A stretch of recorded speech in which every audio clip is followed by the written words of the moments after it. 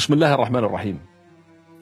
هذه الرسالة موجهة للزعماء العرب اللي رايحين يجتمعوا بإذن الله تعالى قريبا في المملكة الأردنية الهاشمية بمناسبة القمة العربية 28. زعماء العرب وقادتنا اللي بنعتز فيهم وبنجلهم وبنقدرهم وبدون أي استثناء. رسالتي باختصار هي إنه بكفي. اللي بيصير في سوريا منذ 6 سنوات شيء غير طبيعي، غير طبيعي أبدا. ممكن نفهم إيش فيه وشو هو اللي قاعد يصير وإلى متى. موت ودمار ودماء ودموع وألم ليل نهار في دولة عربية هي جزء لا يتجزأ من هذا الوطن العربي. أي وطن عربي. لو كان هذا الوطن إلنا كلنا لما سمحنا ولا قبلنا أن ننام وهذا السيل من الدماء يجرف كل معاني الإنسانية والقيم اللي بيروج إلها أي دين أو عقيدة في العالم. سوريا أيها القادة، سوريا الشام، بلاد الأمويين، نهر بردة، اليرموك، جبل الشيخ، دمشق، حلب، حمص، حماه، تدمر، أوغاريت وغيرها. كل مدينة فيها إلها تاريخ مجيد نعتز فيه.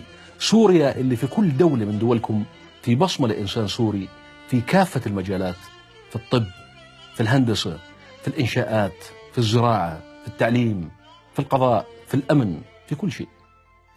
سوريا يا قادة العالم العربي العزيز، سوريا شتت أهلها في كافة أصقاع وبقاع العالم.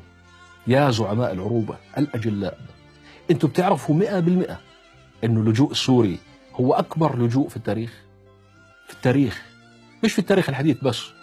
ما صار لا في الحرب العالمية الأولى ولا في الثانية ولا في إفريقيا ولا في أي مكان في العالم أكبر من هذا اللجوء. هذا اللجوء أكبر لجوء في التاريخ من عند أبونا آدم إلى هذا اليوم. أكبر لجوء في التاريخ هو لجوء الشعب السوري. أكثر من 5 ملايين لاجئ حول العالم. هل يعقل أنه بلد مثل سوريا يلجأ منها 5 ملايين إنسان يصبحوا مشردين ولاجئين، يتم اقتلاعهم من جذورهم ليصبحوا مثل قشة في مهب ريح الإنسانية؟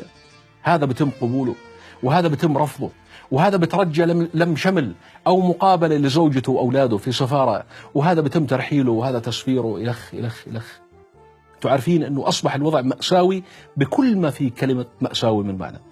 السعيد في هؤلاء اللاجئين بيكون مثلا في ألمانيا في مخيم، وأمه في لبنان، وأخته في الشام، وزوجته في عمان، وأخوه في تركيا. هذا اسمه حرام. اللي قاعد يصير حرام وغير مقبول وغير إنساني. هل يعقل أن نقول أن الأمة العربية عزيزة والسوري فيها مهان؟ هل يعقل أن نتغنى بالشرف والكرامة العربية والسوري يلفح الهوان صباح مساء؟ هل يعقل وبشهادة اليونسيف أنه أكثر من 40% من الأطفال السوريين اللاجئين خارج المدارس؟ 2 مليون طفل داخل وخارج سوريا أعمارهم ما بين 6 سنوات و15 سنة خارج المدارس. 2 مليون طفل مستقبلهم اتدمر وأصبح يطلق عليهم الجيل الضائع. أحفاد الأمويين أصبحوا الجيل الضائع. أحفاد صلاح الدين الأيوبي، أحفاد سيف الدولة وإبراهيم هنانو ويوسف العظمة قائد معركة ميسلون العظيمة أصبحوا الجيل الضائع.